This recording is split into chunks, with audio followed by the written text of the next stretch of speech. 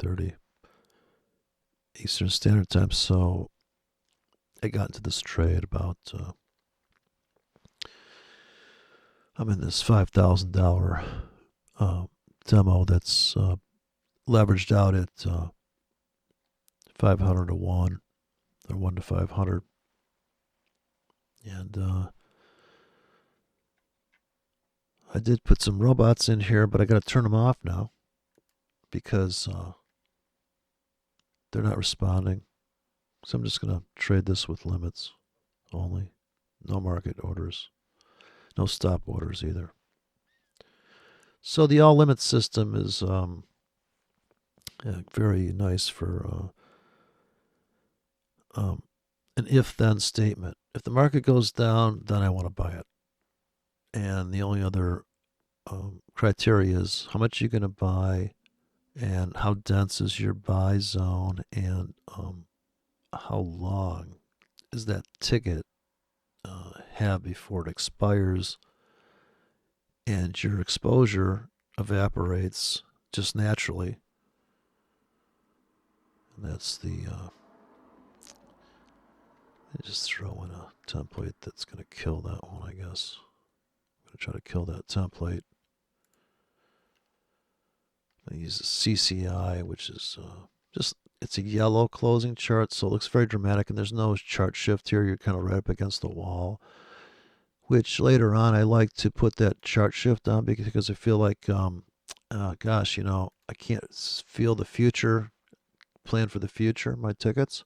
Although here it wouldn't make a difference because I can see that right here is where I want to buy on the euro versus pound. And I know I want to sell up here. Anywhere up here is good. And it's quite a bit of pips, and I don't know, the grid's all spazzing out of me here. I got to change the time frame.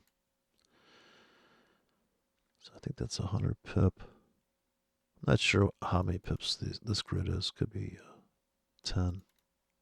Sure. So this is the other thing about patterns and stuff. People say, well, is that a flag or a pennant? This is like a pullback kind of here, but a lot of people could have sold right up here. Why would they sell up there? Well, it's a real major top. The same reason they would have sold up here, and for some people they would not be able to withstand selling that, even though at the moment it's a winning trade. They could not withstand laying that many tickets in that wide. So here I could say, in a 10 pip window, or here very conservatively at the bottom, I'm going to go for a 40 pip window of selling. 5 tickets strewn over a 50 pip window. I'm going to risk $40 to make $20, so I'm risking more than I'm going to make. It's a big swing trade. So on the buy side, I would drop it right there and see. I guess we're going to have to wait for a tick to come in here. So I guess the liquidity died out this time of day. Okay, so I put my balls in there. That's what trading with balls there. If you put the candles on, it's going to turn into arrows. And these white candles are bullish candles. And the black candles are into bearish candles. Here's a bearish candle. That's a downtrend. And how do you know that's a downtrend, people? Lower lows. And it closed down, down, down, down. So your view is either going to be, well, I perceive this as a double bottom. This is support, becomes resistance, and then engulfs. The resistance fails. It does not continue. That's the one thing that I think no nonsense can't accept. Is the pivot. Disorientating pivot. Now this double bottom, the daily chart, this is 1 month. From this month to this month, the price really didn't change. And that double bottom became a top, and the trend traders, or the people that were hoping we would go down to here, if they waited long enough, they manipulated it down there. But so this is a moving average of highs. and that's the moving average of lows, the black line. So it's just better than Bollinger Bands, better than, because there's no lag. It's literally the envelope, the price envelope. And when it gets crazy like this, breakout traders aren't trading that, because that goober trade, the breakout, the money making trade that everybody discounts, it can't be that simple. If you're just going to wait for these two black lines to come together, here you're going to say, well, you got trapped on that. So the nuance is that if you think you got trapped getting in with a buy stop on top of this, and you put a sell stop below this line, and you're like, well, they stopped me out, like it's just chopped. Okay, but if you were able to make those 10 pips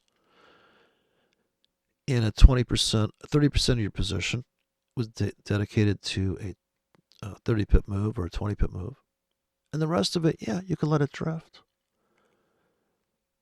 The easy money and the fast money is always going to be like, here's a perceived support, it's taken out, and it fails to keep crashing. Uh-oh. And this little pullback here on lows, wow, when they tag that, and they tag that, and the velocity that we got there at, and everybody that's going to trade this price pulse and say, well, yeah, I traded that channel, see?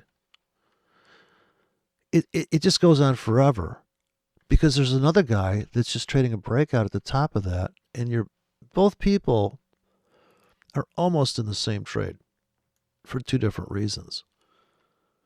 One guy sees this as a rally in a price pulse down, ABC correction maybe, or good Lord, it could be an Elliott wave. I'm sure that this is some kind of harebrained 618 to here. Sure, great. But when the euro against the pound came screaming into this window, where was it in the landscape of everything that we know on the weekly chart? And look at this weekly chart. You want to lose your mind, go to the monthly chart, and you're like, well, exactly where are we at the moment? A disorientation. So does that rule stand on this chart? Does this bottom become support, and then the sellers come in and then it rips the other way? Well, I guess you could say it overshot. And I'm looking more like, what is the fuel for this pullback here? The fuel is on this rooftop. Like there's just a kegger of fuel sitting here. Once they hit that void, that inventory, and then where's the next slice is off of this. And when you get above this, which is above that, and then in the whole landscape of everything, how could you even say that you could build an algo on this data? Can you honestly tell me, without lying? We got a little lag on the computer here. That you could build an algo on that data and say, and the guy that I talked about earlier, the nonsense guy, said this is one of his favorite pairs to trade. I think if you're a range trader, but holy, for all that's yellow on this chart, are you going to tell me that that is something that you'd want to even try to curve fit and think that you can predict the next move on this chart? I guess what I know for certain is if we ever get into this thing, I'd buy that whole area. If we ever got above this, I'd sell everything up there. That's the first obvious choice and pretty low risk to fill that order tonight. That is the monthly chart. Those are two tremendous abysses. The doom. Damn, this is not set up right. We have to adjust this. I'll put some chart shift in there. I can't handle it up against the wall like that. I'm missing something else in here too. That's a start. Weekly chart. So weekly chart is like, what? I mean, man, that is quite a jump. And then the daily? Okay, so the daily obvious. I would have bought everything below this. Okay, so if I was going to trade this thing earlier, I could think I could find this low on the chart and I just start putting my orders in like this. So I'm already out of some of these tickets. So it's not a perfect world. If you could afford to buy all the way to here, and then when it gets to here, hopefully it would be martingaling into that, and then when it gets to here, you just bet the ranch. Or here's where you take your kid's college fund, and you go, dude, since you've been in lockdown, seems like you're good at homeschooling. We're just gonna get rid of. We're gonna get a discount on your college fund. We're just gonna invest it here. We're buying this fucking, and you're divorced. You divorced your wife. Yeah, mom says you're gonna invest my college fund down here in this pocket on this. Is that true? Yes, son. I get back to teaching your sister how to read, son. I promoted you. Yeah, you're gonna teach my. It's gonna like down on the farm again. I keep him down on the farm, and you can really get hurt. I mean, if you think that you could jump on this for this and that, boom, bop, on this, and go to the 4-hour chart, and it'll change your mind right there. They'll take the whiz bang out of you, because then you can see here that you could have made 30 pips clean here, and why were you trading the other currency? So that's true. You can't, and these are like spinning plates, and these don't spin at the same time. There is no correlation between these currencies. I could go euro versus yen. Okay, well, you know what? What's the trade here? Well, I guess it's obvious to me. For a limited exposure, I'm going to go to the. Now, this is more work. But if you have this on your tablet, it's not too hard to just double click this over and over again, like throwing in these pre-written scripts. They're not these drops, but I'm going to use the drops. 8 hours. This is less work, but this is more. It's more work in deciding where you're going to put your ticket, because it's going to last 8 hours. So you have to be very, very careful.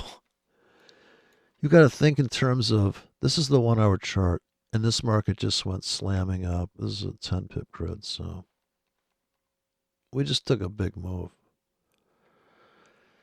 Now, from the standpoint of babysitting the market every hour, if you had a robot, he would have got in if you told him, I'm waiting for a 20 pip bar or less. He's going to get on this bar. He's going to put a buy stop, a sell stop. And this one, if he puts his buy stop and sell stop too tight, he's going to get trapped on that before he realizes the profit's smashing up. So if you run a hedge here, and you have a directional trade because you think that, or hopefully you've been running some kind of scheme where you're dropping orders in a 20 pip pocket every hour or 2 hours, and you got long on something here.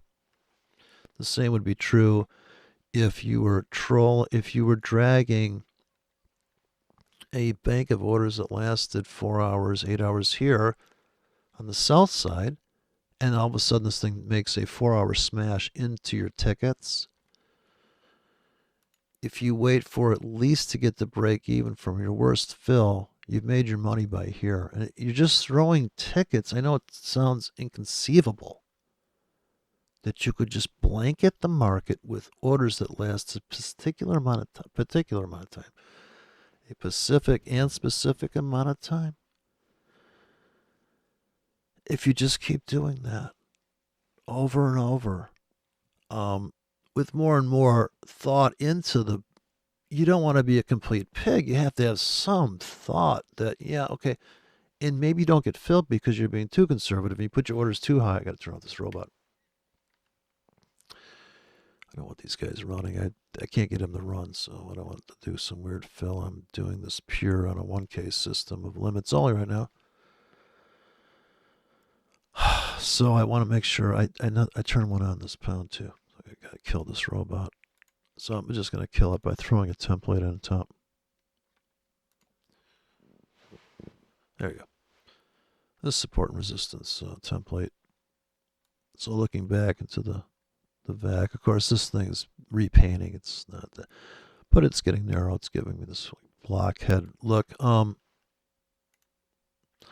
Looks like the S&P could drift up here and start going and hunting these stops. This is the daily S&P 500. Quite a bit of drama down there, and wow. I would definitely be a seller here, and I would sell more here. So, yeah, you think it's a bear market? Then sell into the rallies. Don't worry about, is this the exact place to sell? If you're thinking like that, then you just can't think in like probabilities of unspecific. I guess you're not going to be exact. You're counting on the market kind of laying into you a little bit. It's not like a one thrust. It's not, it's actually has like some foreplay. Market's going to come into you. And the scalp is the foreplay. A big trading secret. And then, yeah, hopefully you're going to get like hammer laid. Like it's going to go thrusting in one direction, then you're out of the trade. Then you got to reload. Because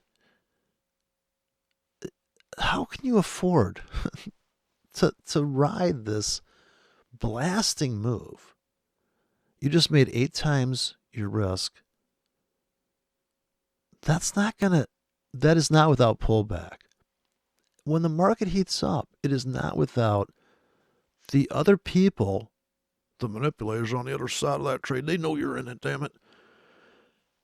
Yeah, right? I mean, look at this chart here. This is just a volatility chart. This is only the range of the S&P 500 on a daily basis. It could drift up. It could come back down.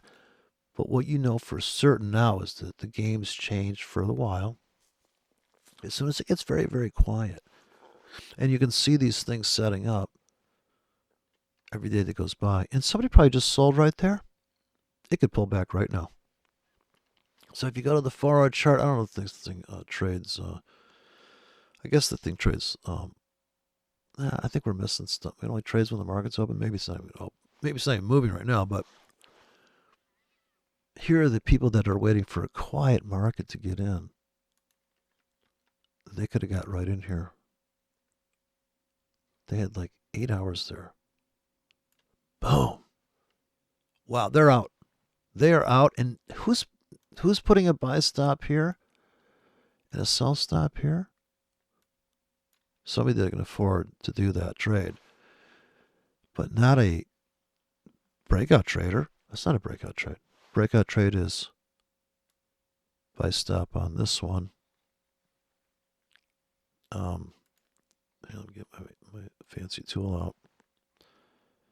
So if you have a buy stop here and a sell stop there, and you would put a heavier ticket in here because this is a narrower range. So every time the market gets tighter, your ticket's got to go tighter. So a turtle trader would put a buy stop here, a sell stop here. He keeps getting filled on the long side, but here he doesn't get in. He doesn't put any more orders in now because the true range of the bar has gone up after 4 hours.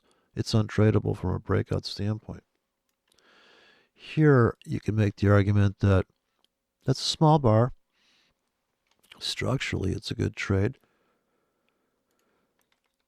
And it did a stop hunt a bear with a bull with a tight stop? Yeah, right there. So you bought his stop off him. Then you bought his stop off of him here. These little mini vac pullbacks, and then here. the stop hunt of the 1 hour chart. I'm sure there's a higher lows coming up here in the 1 hour chart. Then the infamous, let's go and trap the Williams fractal entry guys, because we're going to pull them back and cash. We tricked them, see? This is the view, the no nonsense view. He put his buy stop here. They trap me, those bastards. Always manipulating the market. I'm never going to figure out how they're, shortchanging my sheets. Everybody too. That's your shit. In punishment camp, you'd know. So here, another Williams fractal triggered, and wah wah wah. Oh wait, but they didn't trigger this guy, right? These stops are stacking up. They did clean out this guy though. Took out that stop. Took out that stop. Ooh, took that one out. We bought it. And we dumped it, right? We dumped it. We bought it. We dumped it here. And then it cap opened here, and people are like, woohoo. Wow. So,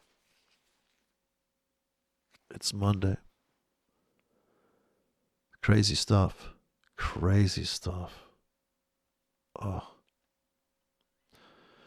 So these are the kind of trades I like. See this low?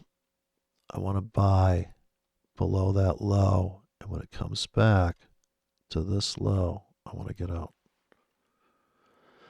We buy this low, goes back up, get out. And here they're trapping, or they're filling this void, so it's just the market's constantly, every 4 hours, it's only got two pieces of data here. High and low. This is the ultimate in simplicity, is only looking at highs and lows. Because if you're a breakout trader, that's all you care about. Volatility trader, that's all you care about. Closing prices, as soon as you throw that on top of here, wow, it gets really complicated, because now it's how much did it move from open to close. Not just high to low. This is just a representation of, I guess,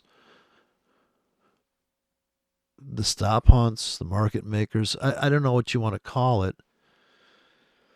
It's, I'm just kind of saying the things that most people say about these markets. I suppose most people know. I don't know. I mean, you could say a lot. Like even this top here. So if you just pick out the tops and see how the reason why this is a reversal as the market comes above that top is because that is, it's not a Williams fractal, but in my opinion, that is higher than this high. It's a higher high, right? This is a higher high. That's my version of a higher high. It's making higher highs, and it's making lower lows. But see, other people would say it's swing high to swing low to swing high. Okay, dude, see how complicated even discussing the chart is? And some people say, well, if I don't have a 20 EMA in there, it's kind of like having airbags in the car. They figure, right? As long as I have my 20 EMA or 21 EMA, right? Because it's Fibonacci, I feel safe. Would you mind if I it's like people putting a coaster. I don't want to ruin your tabletop. I get it. So put a coaster under my drink. I told you not to drink cold beer. Damn it, it's sweating into the table now. I told you. Only bourbon. I drink bourbon with no nonsense. Leafer Milch and Grand Marnier, Grand Mariner, Grand Marine. But yeah. There will be sellers above this, and there'll be sellers above that. And the market can't see this anymore. I do not believe. Because we've cleaned that house. And we just get it here, and then, holy God, buy limits all the way down. So I'm going to trade against everybody. And when we get below here, the lonely wick, I'm going to buy more. And then when it gets below here, I'm going to buy even more. buy, buy, buy, buy. But what if you lose? Well, what if I don't? Like, what if they don't even fill that stuff? I'm going to be like, damn it. And that's where the market order comes in. So the market orders, in my opinion, I would say this is a chart that speaks to the methodology that you would run here. It's mechanical trading. There's nothing wrong with mechanical trading. It's not like you're a dumb person because you chose to just look at the range and go, okay, well, here's a small range, and I put a buy stop, no fill, sell stop, filled. Of course, maybe I didn't take profits. Was that a good ratio? I'm actually going to stop and reverse here. So maybe I have my sell stops triggered, but I've got two buy stops on top if this is triggered. If then. Or you just get stopped out, right? It's just a wash. You get trapped on both legs, like buy stop here, sell stop here. Once again, buy stop, sell stop. So you be long two contracts and not short any. But if you move your stop to break even, you don't even make money on that trade. So you got to take something off the table, and you've got to be able to perceive this high and this high to know there's sellers above those double tops. So really, honestly, if you are going to trade for the risk of you're waiting for the market to quiet down, you got to calm down. If you have trailing buy stops here and you got confirmation entry guy, but that's built into the trade plan. The stop entry is the confirmation style of trading. Now, having a confirmation indicator is a completely different thing. I think it's better to consider confirmation as stop entry. If it goes up, I want to be in. If it goes down, I don't want to be involved. It's passive confirmation entry, I would say. Now, trading at the market is timing it. If it's up, I'm selling for me. If it's down, I'm buying, but it's the third part that's going to complete the whole thing is the limit orders. So if you have a sell stop, imagine all three systems running at once and just one case on each ticket. If this is a big rally to here, let's say we closed here, I don't know. I should probably turn on a line chart on top of this, but I kind of want just to cheat, I suppose. Well, I'm going to say that I know we closed lower here. Or another thing to do is put a line chart down here in the other lower panel and treat it like an indicator. So this is a trick that I did once. I kind of tricked myself, I guess. I ran a 1 period moving average down on the bottom panel and treated it like RSI. I'm like, oh God, look, it's going up. And that's and you could also put RSI in the panel down there. So you could have closing prices and RSI in a lower panel and then have this as your breakout chart. So if you have vertical charts, vertical screens, RSI is a index of closing prices. It's one piece of math. So that's as simple as it gets. So I'm trying to stay true to my simpleton ethics. Because everything else is psychological. Everything else is pain and pleasure. Duration of pain and pleasure, and what you think is uncomfortable, right? If it hurts, you're doing it right, as they say in martial arts. If it hurts, you're doing it right, because you know you're stressing yourself and building stress muscles. And this Corona thing, if from somebody that if you're a risk taker, yeah, nobody wants Corona, but you look at it and you say, wow. My God, man. Like, I've had days like that trading where I thought, I might as well have Corona. I feel so bad about waking up in some, like, what happened to this market? And not even, it's just blistering through my tickets. But I knew that going in. It's not like it was a surprise, but nobody wants to lose, right, money. So, especially if you've only got so much or you worked and you found that to be more difficult than trading, but trading's tedious in the sense that to reduce the risk, you have to work. Because if you just, swing from the trees, yeah, you can flip an account, but then um, you won't have a long survival rate through the. So, yeah, the market's very dynamic here on this chart. In this kind of chart, also, um, when you switch time frames, it reveals what kind of trade plan you would need on the 1 hour chart as opposed to the 4 hour chart. And the 1 hour chart would be, I think, for most people, um, the 1 hour breakout. Like, are you really babysitting this 24 hours a day? So this is where you'd have to see that the better trade may just be you can see this profound wick now in the 1 hour. And if you buy everything below there, is that a good trade? Oh God, my mouse is acting up. So that's a different kind of trade, and your sell limits that you put up here, and you can't just you can, but if you put sell limits up here, um, this the S&P 500 is. It comes roaring back. You have to be aware of the fact that you still got this big void up here. And sure, you could scalp off of that for a few pips, but in the landscape of everything, right? So this is why you just go to the 4 hour chart because you would have to have got in before this breakout here. You'd be long. But wait, you sold into that, but you're getting long. So see that it's too busy. If you're looking at the 4 hour chart and you're going to put the, so I guess I'm going to have to put the line chart on top of this. So I'm going to insert closing prices as a trend. So my secret weapon is the simple 1 period moving average, big white line. White lines matter.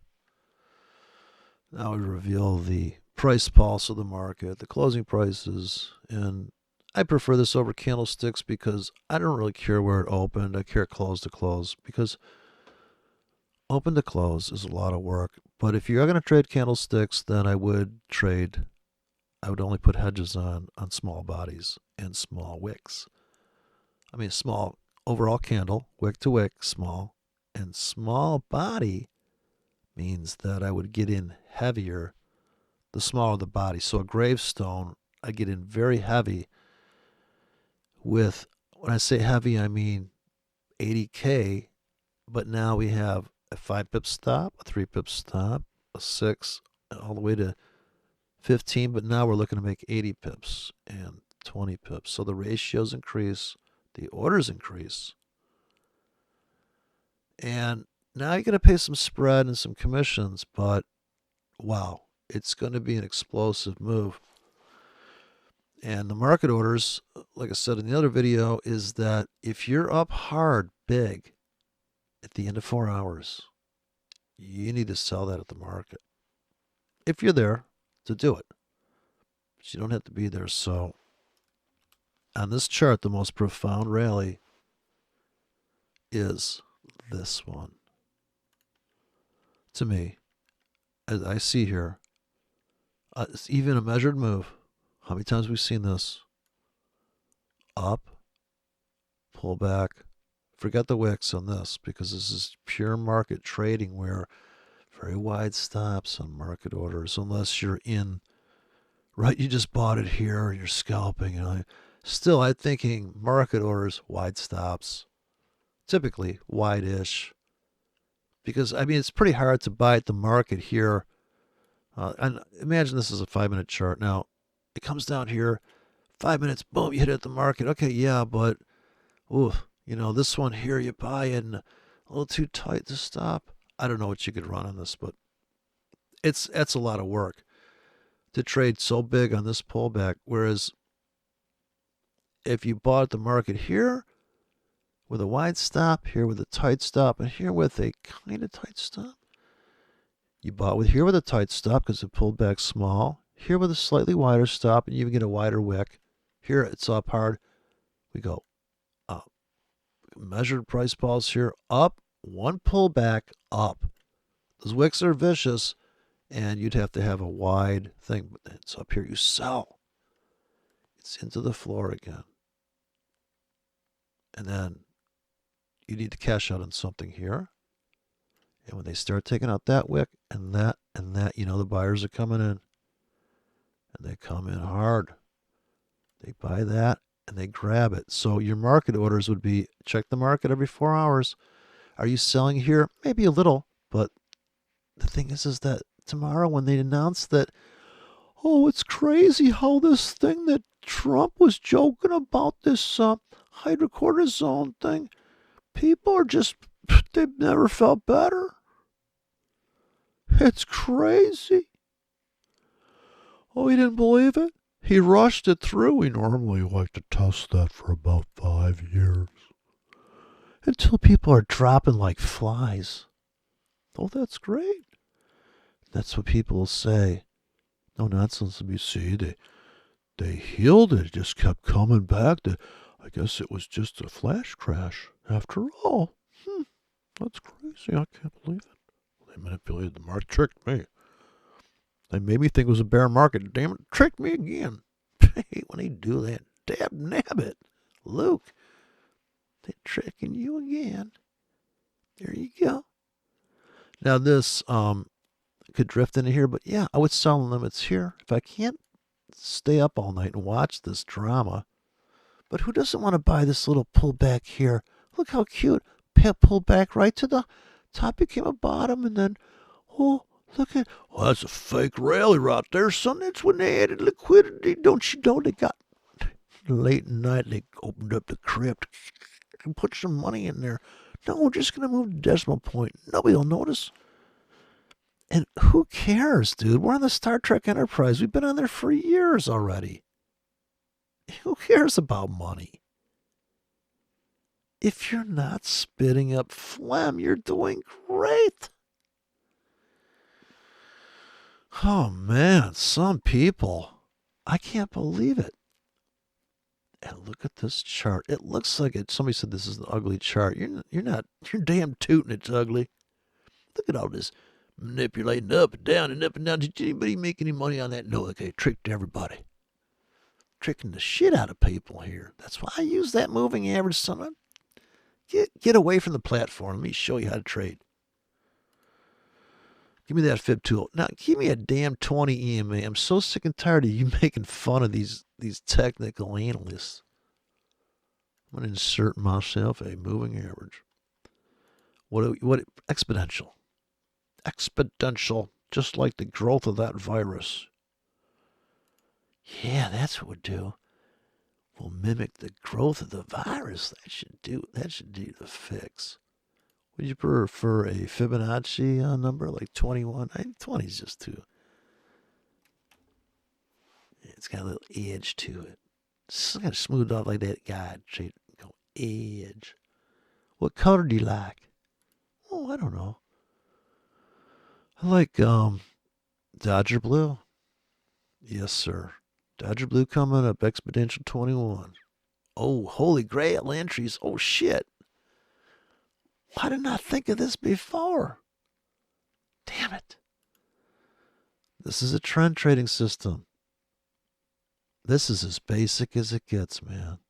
Now I think we can all see the trades on here.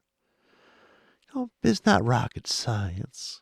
Even Alexander Elder could trade this, and he trades at 31 exponential. I'm sorry, 13. 31's the dyslexic version. I got to change the color of that line. I can't make heads or tails of that.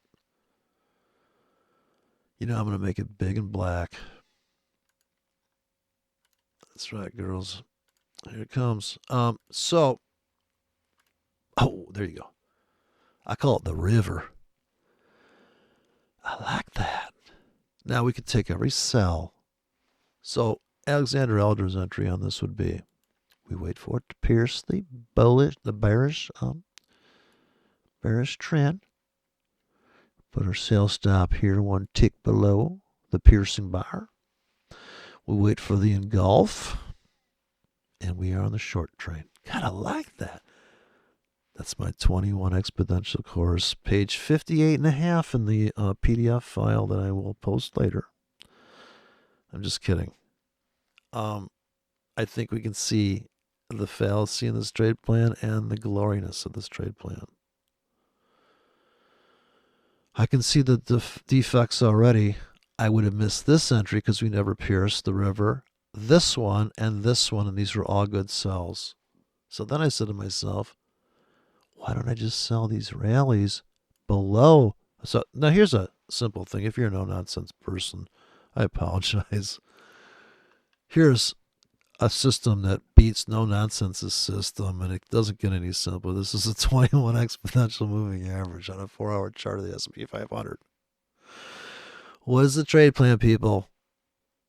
If we are below, if price is below the 21 EMA, we are bearish.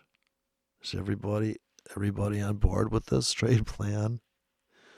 Yes. When we pierce this line, and now here's the other rule. That's why I want to change this to a linear weighted moving average, because it's better. Like, let me just switch this, because I know people make money trade this shit, but it's not the only way to make money. So all I'm saying is there's more than one way to skin a coyote. So look at the indicator list. Let me make this exponential. I mean, linear weighted, smoother. It's better, way more better. It won't have that turn to it. And we can use it for a trading system at least. So here you see the smoothness of that. And now I kind of want to make it a little bit longer, but we won't. But you can see how you kind of want to curve fit that. But it only works. Okay, here's the fallacy. It only works here on this. If I zoom out, you're going to go, oh, wait a minute. That thing's getting clobbered. But let's just, for our sake of argument, in a crude trading system like this, we could also go confirmation, like this bottom becomes a top, right? And maybe that is your confirmation. Structural confirmation, but I mean, indicator confirmation on top of indicator confirmation is indicator confirmation. That's different than a structural confirmation like that. So there are a lot of, so it's very difficult, because you could say, well, yeah, structurally I would have sold there anyways, and they ran, I had a sell limit there, you could have said, or I had a sell limit above here. So the guy that has sell limits above this, and there might be this fact that there is this trade plan that people are running, well, every time it pierces there, I sell. So instead of Alexander Elder's entry of confirmation, putting a sell stop here to get involved in the Southern River, as soon as you say, I will only trade if it closes below, then you're only going to trade this rally, and so you can see all the trades you'd miss with a strict rule set. So if we close above this, but what if the river's pointing down? I would say sell. I'd say sell anything, and this is where the moving average crossover systems came in, is that the faster moving average would be below the slower right now. You take every fucking trade you could on a rally into that. But those are at the market tickets. You could also have confirmation entry orders of sell stops stacking up here and add to that position. You could even have, well, I dare to say you could put a sell stop here. This would be a Williams winning sell entry. Williams fractal triggered. Same thing here. Williams fractal triggered, and you're just going with the flow because you're a trend trader and it's down. And I'm all on board with that. But don't forget, there's another guy out there like that put a limit grid in here, walked away, didn't give a fuck from fuck. It retraced to here, and I got out. Okay? You might be trend trading that, but trust me, I'm not the only guy that's just going to buy this fucking plunge, because it's like, dude, look at that. And the trend trader should have sold that baby rally with the moving average confirmation, right?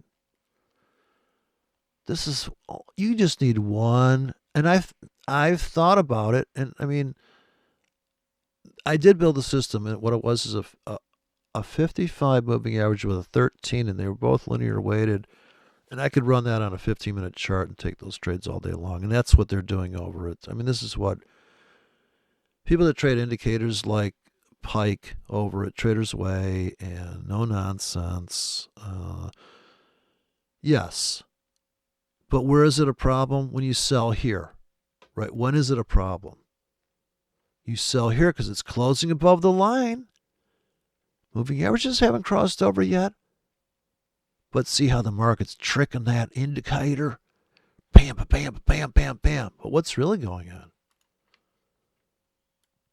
New lows, whoosh, volatility, controversy. Bottom becomes a top until it's not. And then, here's the goober entry. You can still have your goober trades. Here, I'm giving away the holy grail. 21 linear weighted moving average. Now just switch time frames till you can find your entry. But then you're going to have to change your stop. The S&P 500, very dramatic. As soon as you go to the daily, not so many good trades, is it? So even No Nonsense could get his brain around this trading. Well, it doesn't work all the time. Got trapped here in a short. Let me show you. Let me Fire Marshal Bill this. Let me show you something. Look, it's really good here. What I like about the 21 EMA linear weighted is it got me in here. We closed above it was okay to go long, and even Grandma said you can go long. Oh, yeah, you can take my inheritance and go along right there. It's just fine with me. I know we went short here when it closed below, but it's okay. We got back in next. Yeah, they've been my kind of contrarian against the thing. Here's where it got all. Here's where we thought it was just going to go to heaven because, they were able to manipulate the market. Because they know a lot of people like me run the linear weighted moving averages because it's more like a trend line. It's smooth, nice, smooth. And he tricked me. I bought more right there. I just thought it was going to be another one of these dips. Now look at you. Just like here, remember when you bought that one? I know it was just like that, but then I thought this was going to be like that, and that was going to be, and it just kept going up. And I didn't know when the trend was going to be my friend anymore. I should have looked at the weeklies. Damn it.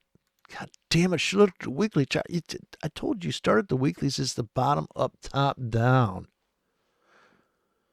Empowered Trading never ran moving averages. It was so cute. They just run RSI.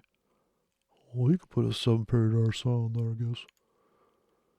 Oh, the weekly trend. Now, this is where they really trick people up. People like me that like this moving average system. First pull back over the 21 EMA on the weekly. Go long.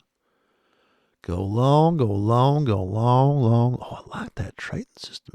Long, long, long until, okay, we got a little beat up there, but why did we get beat up? Volatility. The trade plan don't work so good when the volatility kicks up. That's why this harebrained notion that you're running a 14-period ATR. No nonsense. He has to be kidding. I'm giving this one to him for free.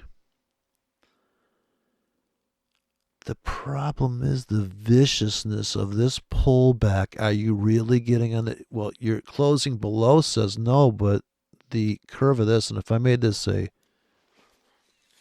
34 EMA, Bill Williams theory, Elliott wave 34, end of wave 4 on MACD, 534, 5 MACD, signal lines 5. It's a 5-period moving average compared to a 34 exponential. Supposed to be the Elliott wave version of MACD. As soon as it comes below, the first dip below 0 is either wave 2 or wave 4. problem with that is that these markets just don't give a fuck. I mean, look at that. That looked like a beautiful.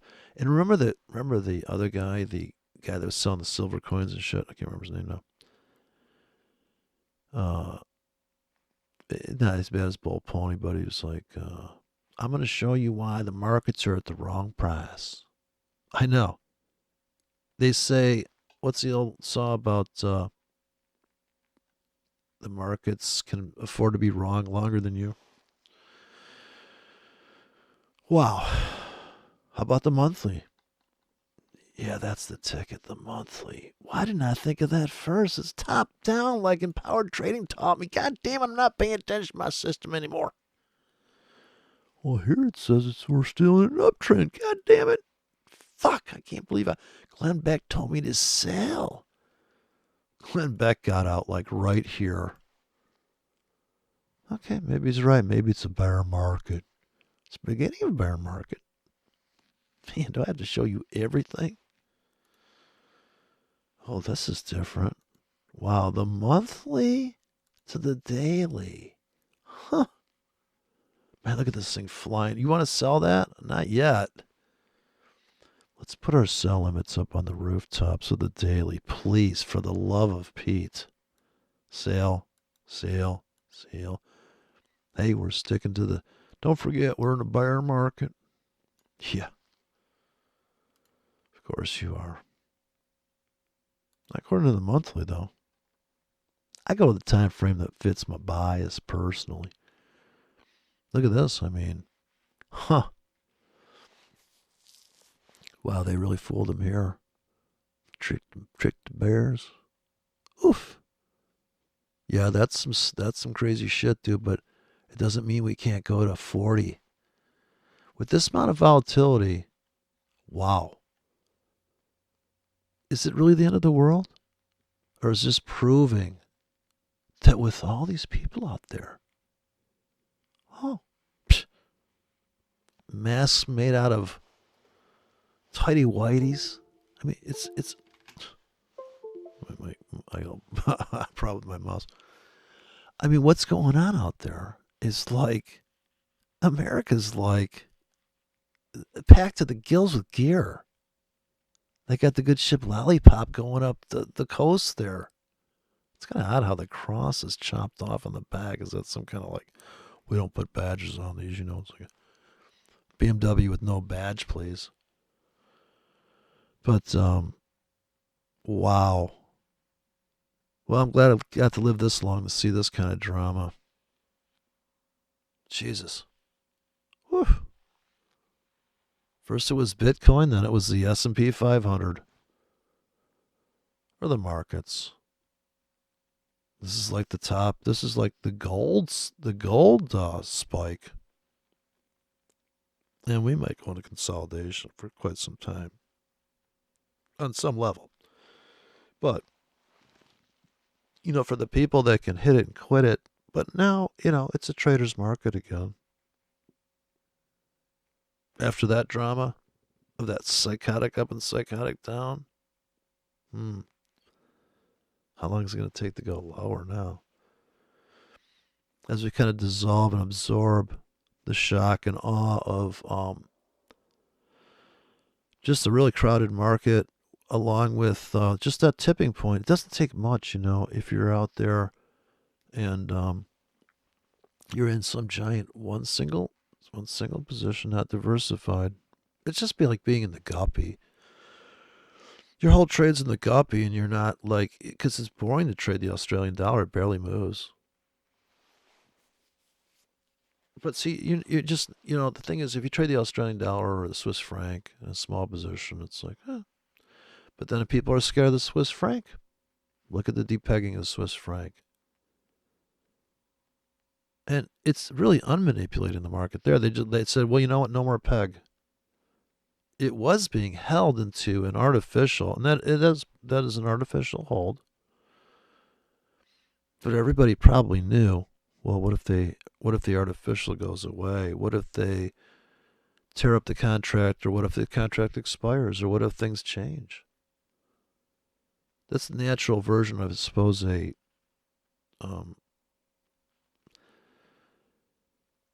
In other words, the government is firm on a policy that is law in the markets. Just like when Facebook started trading, does anyone remember? I do.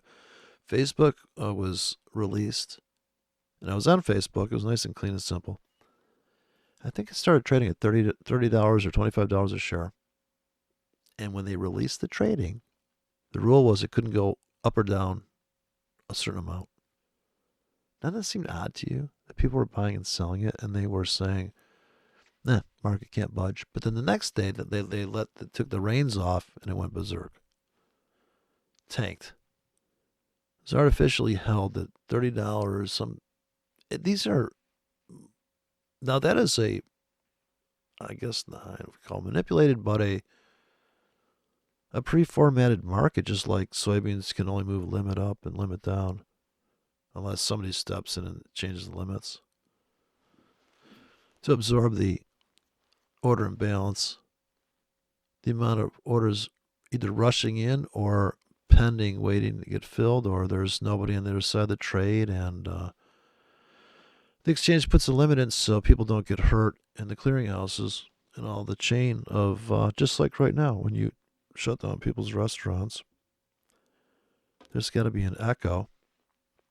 There's got to be a reverberation through the system of that. And,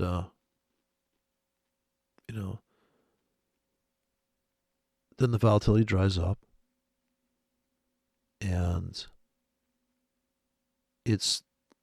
people aren't used to that. Like, it's like the traffic went from 1,000,000 miles an hour down to like 500 miles an hour. And you're like, wow, that's interesting. It used to be like 80 miles an hour, but now it's going to range between 500 miles an hour and randomly, or it's going to, you're like, yeah, I know. See, and that's the problem with trading, because people built trades around a certain amount of volatility, and they're like, this is kind of, we're going to need wide stops for this one. Yeah, I think that's going to be the survival tool, is being able to handle watching paint dry and watching the house burn. So you're either burning down the house, and you're either going to get what people call blowing up an account. It's just called losing money. I guess if the account's got 5 million in it, yeah, you don't want to blow that account up. I get that, but blowing up an account in the world of online trading is not a lot of money.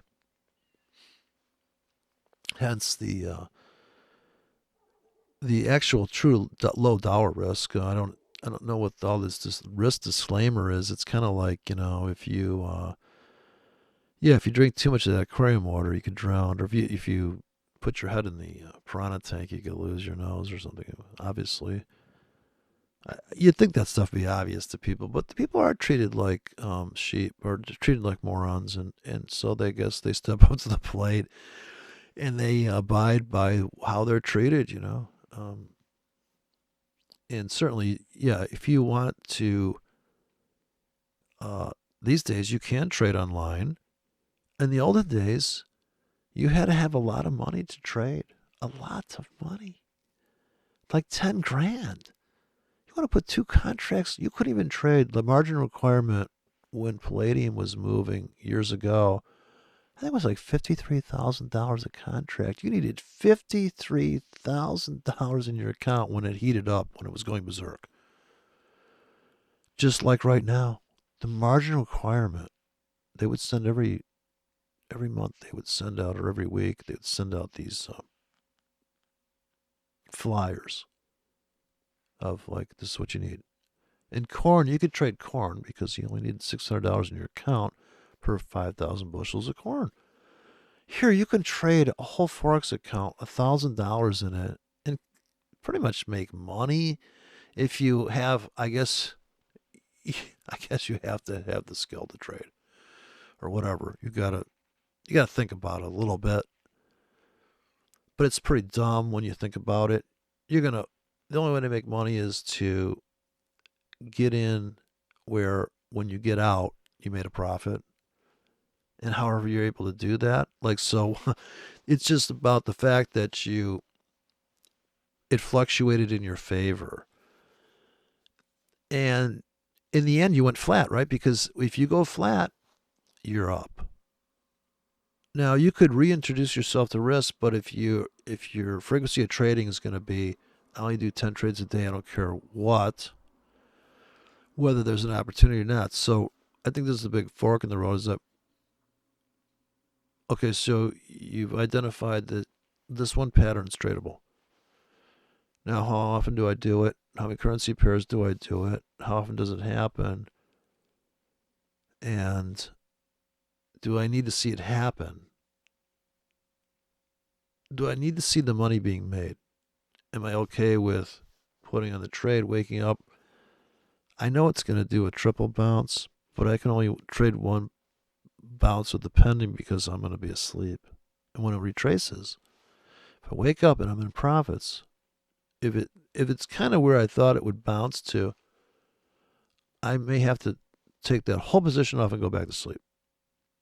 Then I refresh with limits again because now I've just padded the account and I know I can do that same trade, and maybe I can't. And I'll assess it just before stocks open. The window at 6 o'clock in the morning, there's a trade there, and then there's a trade just before stocks open. There's a trade into when all the markets are, most of the markets are open. When the market's open, the cash market opens. And now that the log jam's broken, or the transfer of wealth, in other words, people are switching instruments, or maybe the classic rotation. Maybe people buy utilities again. It's safe. Even though, of course, the power company in California is being sued. But these kind of dramas just, this is the most kind of, I guess, primal drama is the virus, because you're talking about plagues and shit. This very primal, scary reptilian brain triggered shit. And people react like complete animals, There's no sophistication in grabbing all that toilet paper. Unless you get, okay, if it was Halloween or if it was Devil's Night, I got it. Then you got like at least a valid, like, yeah, you see these trees, man. It's a fire hazard how much shit these people have bought. I mean, the fire marshals should go door to door. Come on, you need to dampen that toilet paper. So, what happened to people? My Lord. Yeah, these people shouldn't be trading. Like, can you imagine? Just bailing the whole position. I just closed everything. That's it. Bought orange juice, went against me. The margin requirements were just insane. Nobody could touch these things. And then forex came along, and the little guy could actually be like, dude, oh my God. I mean, really, you had to ask yourself, this is too good to be true. And it was, of course, Frank Dodd, right? Never let a crisis go to waste. I guess what's the fallout of this one is that I guess everybody that ever think they could just you can't grab an ass on a subway anymore. What's this? Destroyed the whole world of molesting people. This virus. So yeah, I got into this trade on the euro dollar. I dropped these pendings, these limit grids. This is semi-manual trading. So I'm up a whole 69, $70 on this trade. I'm letting it play out. So here's the tickets I dropped for 8 hours. It's all limit entry here. I think I turned off the robots off, I hope. So I haven't seen them trigger. Wait. I know they're 10Ks, so if I see a 10K, I know the robot's trading, but so I'm at about 25K left here. Using about $60 in margin, 501 leverage. So I could get out right now and call it a night. I've only been in this trade for about an hour and a half. And the bottom of the hour is coming here in 6 minutes. So I'm going to go to the half-hour chart and take a look. And so here's the doji. And here it's not a winning trade in the sense of it. If you got in the half-hour chart, this is where you'd have to have targets that are like you're trying to make 5 pips because there's so many dojis on this chart and they're so tight. So here's the one you could get in a trade there, with a tight stop. Too much trading. I'm not doing it like that. I put my orders in based upon this void here. So I'm looking at this big smash down, and this is about 9 o'clock. Piles down here. I got orders below this too, this triple bottom from today. So we got filled on some of that, but I actually got filled on most of it at the top of that rack, and I put some bad ratios in too. Kelly criteria of bad ratios but high probability of making money combined with good ratios. These are about to cash out. They're 10 pips from cashing out if they're flashing. So if I can make $120, that's fine. I'm fine with that. And I could just very conservatively trade this account. So there you go. That's that. I'm looking for a retracement here. 5 minutes left to complete the 30-minute chart. Here is the 15, which is a completely different pattern. This is the hammer. So if you look at the 5, you can see when I drop the tickets. It's before that plunge. So timing's everything, but not really. I could have dropped these tickets here. I could have put the same orders in here and got the same fill. So this box here I was willing to buy, and I was going to buy more below this because there's another low that goes back there. That's the reason for that. So if I'm on the 5 and I zoom out, I can see the shelf, see the basement here. This is also the double top on the 5 where everybody that bought all the way down comes back up, they sell, they cash out. The new buying comes in. So the 5-minute narrative is it's a lot, right? Because it's like little baby bottom, pop into here, pull back, buy. But see here, you have to have tight stops. On the 5-minute, you got to buy, tight. Boom, get out. Once we fill this hole, get out. 5 minutes down, back, fill to this top. Yeah, you'd have to babysit that on the 5, but you're getting paid and you got to get in big here. Comes back to the double top, one more blast. Then here comes Asia, opens, slam down. We have this new low. We have this high was never taken out. Anything below here, I buy like crazy, right?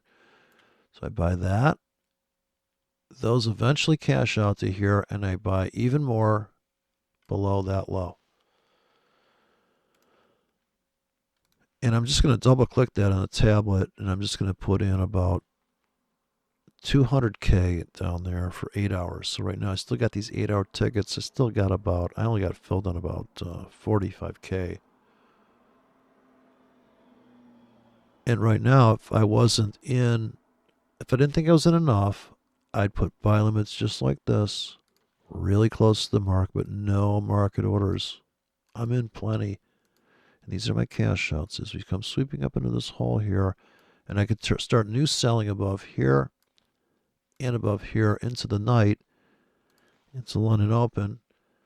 We can still come slamming all the way back below here and below here. Let me clean up this chart. I'm going to take off my entries. So there you go. I'm still in the market, but I'm taking the entries away. So that's critical, those two lows. This is high is critical now.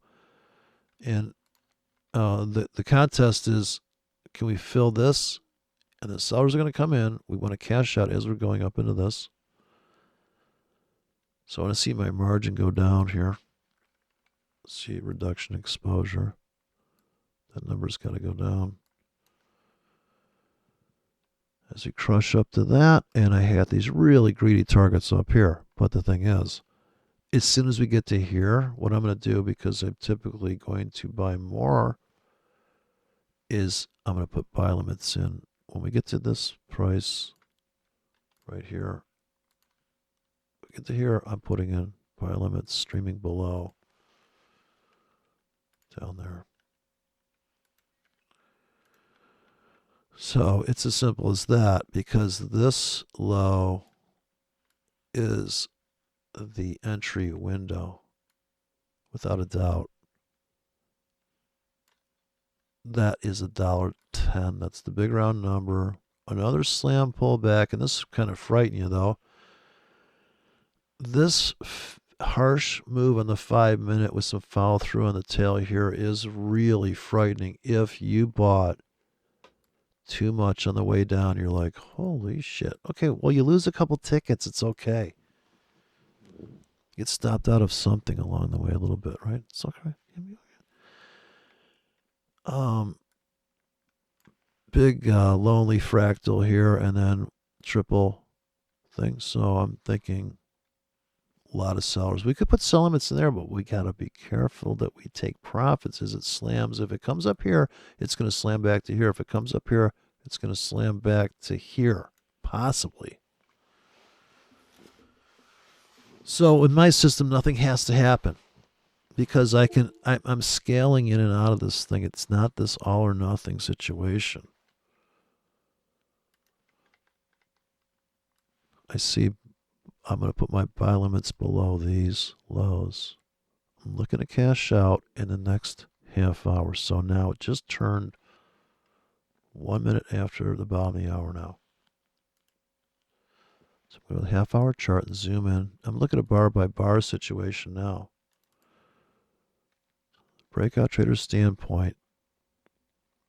A half hour breakout trader or a robot just placed a buy stop here and sell stop here. Not the last bar is too big, and maybe this one. We'll trap short here. Here's an explosive breakout of the half hour. But I'm looking at the structures typically. I'm not a breakout trader, but I'm just saying the breakout traders, how they are making money. So the guy that has a sell stop here, buy stop here, gets sell. Oh, look at this, a good trade. And here, stop reverse. And even a trailing stop would have made you this much, because right, if you do a strict goober retail trailing stop, it's going to be every bar you cancel, replace, and do your stop. So if you sold this breakout, trail your stop, you get stopped out here, you made X. Whatever this is on here. This is a 25 pip grid. So, hey, you bought here and you got out here, you just made 25 pips. With a 25 pip stop, they did not stop you out. If you bought at the market here with a 25 pip stop, they did not stop you out. If you bought here with a 25 pip stop and you did not take profits, they stopped you out. You can't make ridiculous, see though, this is a small rally, 25 pip stop, fine. You could have made 50 on that. But would you have sold more here? Not if your criteria is so particular that, what my moving average, and I don't see it. You can't have all that going on. It's okay to just sell because it's going to go up. Like even this, I'm going to make money because I'm getting out. I'm going to cash out. I'm selling. I am selling because I'm going to take profits. So that little bounce there, I'm fine. And then here I can buy it later, or I can put big sells here and even bigger sells above that. And this wedge here, this is the high density area, right? This, because all this is gone. I don't believe the market can see that anymore. It just sees straight back to here, which makes this a huge looming vacuum. This is no longer a looming vacuum, in my opinion. This is the vacuum filling, and this would be this shelf. So this is what it looks like, this area here. Doesn't mean that People aren't selling here because it's up. And I could take this whole trade off right now on the clock and treat it like, okay, I'm selling at the market. I could wait I could wait until 11 o'clock, 11 p.m. Eastern Standard Time, and just take the whole position off as we come up to here. And I might just do that. Now, I can let my profits run, but I don't have any trailing stop in the system, so a lot of times I do just get out. I go, you know what? I don't need this shit in my life. If I make 150 bucks up to here, I'm out. Right now. So at 11 o'clock, because we know when London opens, sure, we could skyrocket up to here, but we're probably going to rip back. We may even take this out when London opens. Never underestimate the next volatility that's going to come. Could be even higher. So you think it's volatile now and it's going to calm down, and maybe you think, oh, it's going to heat up and it's going to keep hot. Even if you could get that right, I doubt you could get it right to the degree of envelope necessary to maximize that move. From a bullish and a bearish side, objectively speaking, you would buy and sell it. So I just cashed out of something here that it's already written in. I'm only down to $43 of margin. So now that my exposure is drifting and I'm up $100 in equity, $102, started $5,000. This is a demo out of Hugo's Way. And I'm just going to, 501 leverage with commissions. Not a bad spread. It's not too bad here. It's about a pip. Yeah. But low commissions, I think. You're going to pay somehow. But so this trade here, classic range trade, kind of just, it could keep going up, man. You'd be like, oh, but see, you have the luxury at this point of saying, well, I guess never a luxury if you're upset, but if you're okay with just making $102 in 2 hours and you go, yeah, I'm calling it a night here. I'll give it about, I'm going to give this about 4 more minutes in this trade. And you're watching it. Maybe it spikes up. It just took another thing off the table. I just saw now, but at 107. It went now we're at $39 now. We just took another position off. Automatically pre-written into the script. I'm just using these limit grids. And the style of trading to me is the objective price analysis without regard to, although I'm talking about trading the market, I'm not on this particular demo. It's just an objective view of price inventory and without any kind of, we're just looking for the holes in the market to exploit the voids. Because the timing of it, yes, I would have pulled the trigger at the market there, especially because we closed underneath the floor and trapped in that auction completed here. We closed right there, kind of trap below, and now boom. And then if we can take out this, I'm gonna get out of the whole position. So I'd also give it a time limit for exit. I'm gonna say, if by the top of the hour we're not banging into this thing, I might just get out and go, you know what? We're up $120. Just get out. So I'm not trying to make $1 million on each session, or, to me, I would trade heavier with real money a little bit here, so I'd be up about 200. I think I would like this trade more. But that trade, you can make 500 if you wait for London. You're just going to trade with wider orders, and it's going to be, maybe you're going to trade the British pound. It's going to cost you more. So this trade here, I could come in with more limits right now. I go, you know what? We're only in 37. I want to be in more. But this is something you have to gauge. How much throttle? So there's a balance between, okay, you know what? We got there fast, but we just destroyed the tires. They're bald. Punch the throttle. Yeah, it was fun, but now look at the car. But I think you should have fun trading, getting out right now, and I can reload the gun with very tight limits. So I can dump now, but it also means, like I said, if you just went out to dinner, I guess you can't do that anymore. But if you just went and shot your carry-out guy in the Uber or Lyft murder scene. But if as you're distracted with something, you come back to the thing and you're like, oh man, look at that Uber guy, fucking distracted me from a good trade. Look at this, 102. Fuck, I want to go to sleep. Let's get out. And it's a better than, like they say, the worst thing is a winner turns into a loser. And since I have no money management on this system, I don't have a trailing stop. I can't really protect my profits here other than just going, I'm out. Or I'm going to babysit this and torture myself. But if you're sleeping, you don't want to put on too big of an outlandish trade. If you've never put in pendings and gone to sleep, it's kind of like a ticking time bomb. People want to watch it tick. But if you're okay risking $58 or $158, whatever number that is, that doesn't seem painful to you. You put the trade on, you go to sleep, you wake up, oh, you know what? Didn't film all my tickets, I'm up $40. Okay. Take it off, go back to sleep. If you like, so it depends what kind of person you are.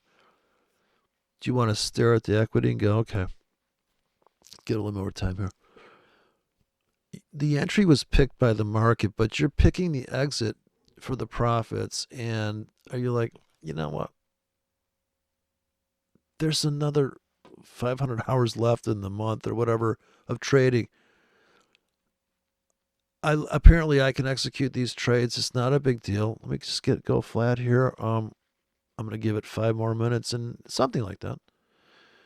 If it keeps going your way, maybe do drag and trail your stops. Yeah, you could do that.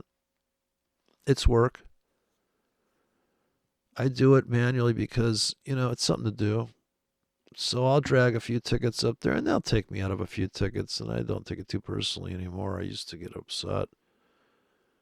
But I thought, no, those guys are cashed out and they're probably going to pull it back. And who's not going to say, I should have just taken the whole thing off like an hour ago? This is stupid. I mean, this is what people call market noise. It's just treading water, and she just got out and got back in. So, but then that's more work, right? So the balance between, oh God, it took forever to get in this trade, and some of these were market orders, and I shit my pants, and here I'm in it, and I'm in it to win it, so I'm going to hold on through the swing trade. It's going to retrace, it's going to come back. All right, that's the hard part, because now, but it's less hard like this because it's incremental stress as opposed to getting hit with a 2x4 or getting hit by a train. So I don't notice the pain as much. Okay, so if you start to get the idea that I think this is going to happen, and you start to trade based on what you think is going to happen as opposed to what happens because the market comes to your tickets.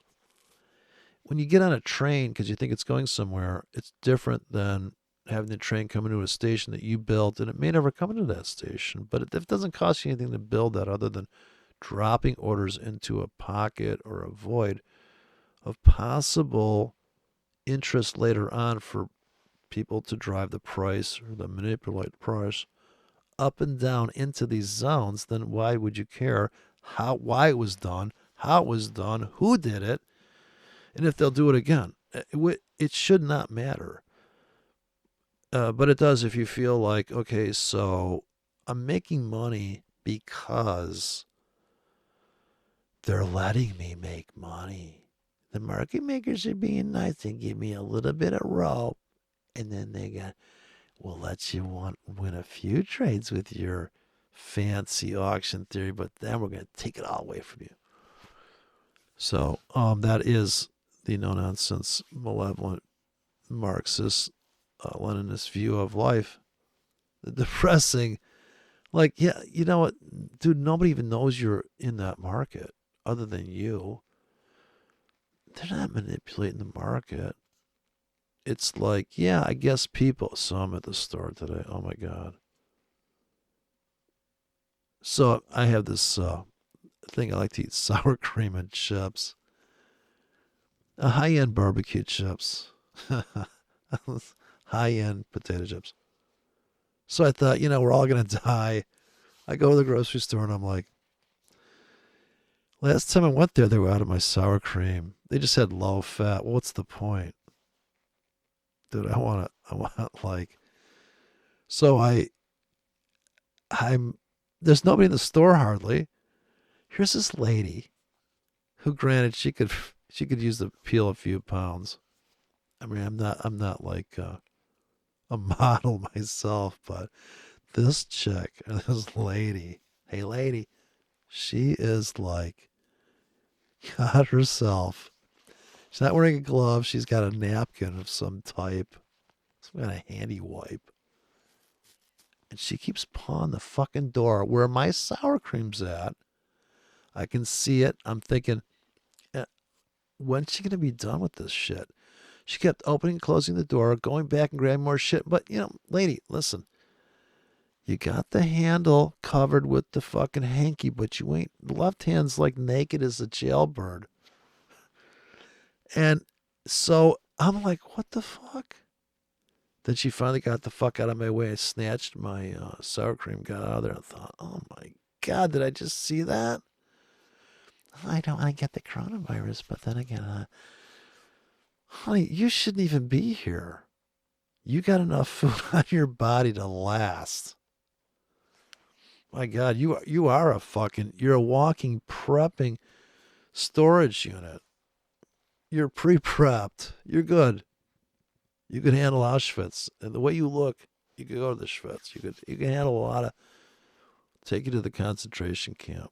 Be a model citizen there. But yeah, it's just like, why would you wait all week for an entry on the daily charts? Well, because what's going on here, let me see if I can explain this to you. Okay, you know what? Go trade the daily charts, but I ain't got time for that. I want to make money, and okay, so right here, we're coming to the top of the hour. Am I going to let it drift? I'm going to close it out. I'm going to close it out at the top of the hour. Then I'm going to come in with tight limits, and I'm going to go back to sleep. So that's my trade plan tonight. This goes on every day, all day. Look at the drama here. Let's just take a little zoom out of the onto the dailies here. I'm going to take a look at the dailies without my magical 21. I can already see people say, "What was that? A 21 limited?" Yeah, wow. Yeah, it's not going to work. So, well, it does work, but like I said, it's just not enough winning trades on that, and you can see how. I guess it's a crutch to have the moving average on there for guidance. People say I use it for guidance. I hear the sound of people screaming as I drive down the road lets me know that, okay, I'm on the sidewalk. All right, that's guidance. It's feedback. It's data. I like it here on this chart, though. Don't forget, we broke the trend line. Come back to the trend line. Broke that trend line there. She's off to the races. It's consolidation. That's what that is. Now, that is Friday's close on the euro. What is with this? Isn't it amazing? The euro can go from opening down here on a Sunday and closing straight up. It has an uncanny ability to just, on the weeklies, like turn on a dime. Look at how sharp Friday is. Man, is that market 2 weeks up? Hard. Boom, boom. Yeah. So we could definitely pull back, but the 4 hour says drift up. So, yeah, I'm going to get out in 11 minutes. So that's my euro trade for the night.